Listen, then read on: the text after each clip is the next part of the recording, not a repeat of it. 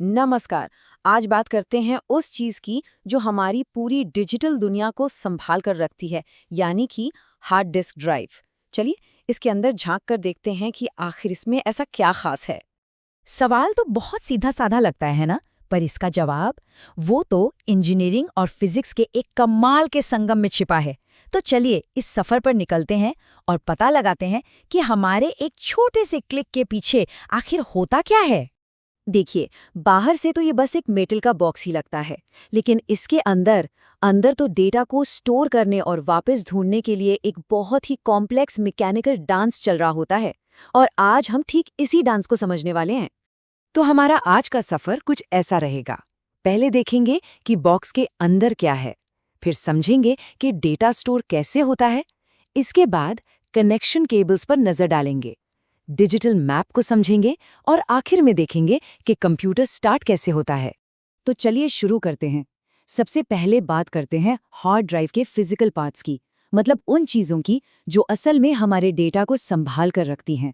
इसको एक high speed digital library की तरह समझिए।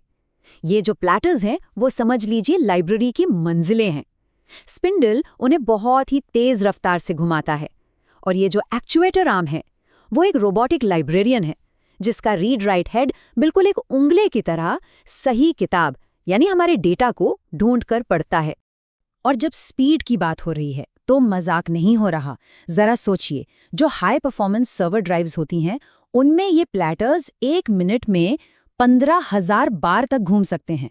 ये इंजीनियरिंग का एक ऐसा कमाल है जिसकी वजह से डेटा पलक झपकते ही रीड और राइट हो जाता है। तो ठीक है, ये मैकेनिकल लाइब्रेरी काम कैसे करती है। अब हम इसके फिजिकल पार्ट से थोड़ा आगे बढ़ते हैं और ये देखते हैं कि डेटा असल में स्टोर होता कैसे है। ये सारा खेल दरअसल मैग्नेटिज्म यानी चुंबकत्व का है। रीड राइट हेड क्या करता है कि प्लैटर की सतह पर जो फेरोमैग्नेटिक मटेरियल की परत है उसके छोटे छोटे हिस्सों को मैग्नेटाइज कर देता है। मैग्नेटिक पोलैरिटी में जो बदलाव होते हैं, बस कंप्यूटर उन्हीं को 1 और 0 के रूप में पढ़ता है। और यही तो है सारी डिजिटल इन्फॉर्मेशन का बेस। अब देखिए, हार्ड ड्राइव अकेले तो काम कर नहीं सकती, उसे बाकी कंप्यूटर से बात करनी पड़ती है, और ये बातचीत होती है इंटरफेस के जरिए। वक्त के साथ साथ ना ये कनेक्शंस भी बदले हैं, इवॉल्व हुए हैं। पुराने जमाने के SCSI और चौड़े वाले पाटा केबल से लेकर आज के मॉडर्न पतले सैटा और सुपरफास्ट SAS तक, मकसद हमेशा एक ही रहा है, डेटा को और तेजी से और बेहतर तरीके से ट्रांसफर करना। ये जो फर्क दिख रहा है ना, ये अपने आप में टेक्नोलॉजी की पूरी कहानी कह देता है। कैसे टेक्नोलॉजी छोटी, तेज और ज्यादा एफिशिएंट होती गई। वो चौड़े पुराने पाटा रिबन केबल से आज के पतले और फ्लेक्सिबल सैटा केबल तक का सफर सच में टेक्नोलॉजी की एक बहुत बड़ी छलांग थी। सोचिए, एक नई हार्ड ड्राइव बिल्कुल एक खाली गोदाम की तरह होती है। अब उसमें कुछ भी रखने से पहले हमें शेल्फ बनाने पड़ेंगे, एक कैटलॉगिंग सिस्टम बनाना पड़ेगा, है ना। बस इसी प्रोसेस को फॉर्मेटिंग कहते हैं। यहाँ एक बहुत ज़रूरी बात समझने वाली है। एक होती है लो लेवल फॉर्मेटिंग, जो फैक्ट्री में की जाती है। इससे डिस्क की सतह पर एक फिजिकल एड्रेस सिस्टम बनता है। लेकिन जब हम और आप ड्राइव को फॉर्मेट करते हैं तो वो होती है हाई लेवल फॉर्मेटिंग। इसमें हम ऑपरेटिंग सिस्टम के लिए एक लॉजिकल स्ट्रक्चर बनाते हैं, मतलब एक फाइल सिस्टम, ताकि वो फाइलों को ऑर्गेनाइज कर सके। तो चलिए इस डिजिटल मैप को थोड़ा और करीब से देखते हैं। प्लैटर की पूरी सतह को ना ऐसे गोल रिंग्स में बांटा जाता है, जिन्हें ट्रैक्स कहते हैं। ये बिल्कुल हमारी डिजिटल लाइब्रेरी में बुकशेल्फ की कतारों जैसे हैं। और उन बुकशेल्फ्स पर अलग अलग किताबें भी तो चाहिए। तो हर ट्रैक को और भी छोटे हिस्सों में बांटा जाता है, जिन्हें सेक्टर्स कहते हैं। स्टोरेज की ये सबसे बेसिक यूनिट है, मतलब वो जगह जहां असल में वंस और जीरोज लिखे जाते हैं। और फिर बड़े लेवल पर ऑर्गेनाइजेशन के लिए हम इस्तेमाल करते हैं पार्टीशंस का। ये कुछ ऐसा है जैसे अपनी लाइब्रेरी को अलग अलग सेक्शंस में बांट देना, जैसे फिक्शन और नॉन फिक्शन। इसी की वजह से एक फिजिकल ड्राइव हमें C ड्राइव या D ड्राइव की तरह अलग अलग लॉजिकल ड्राइव्स के रूप में दिखती है। तो अब हमारी लाइब्रेरी तैयार है, ऑर्गेनाइज्ड है। अब देखते हैं कि कंप्यूटर इसका इस्तेमाल कैसे करता है। यह है बूट प्रोसेस, वो जादुई सीक्वेंस जो एक कंप्यूटर को ऑन करता है। हर चीज की शुरुआत होती है मास्टर बूट रिकॉर्ड यानी MBR से। यह हार्ड ड्राइव का सबसे पहला सेक्टर होता है।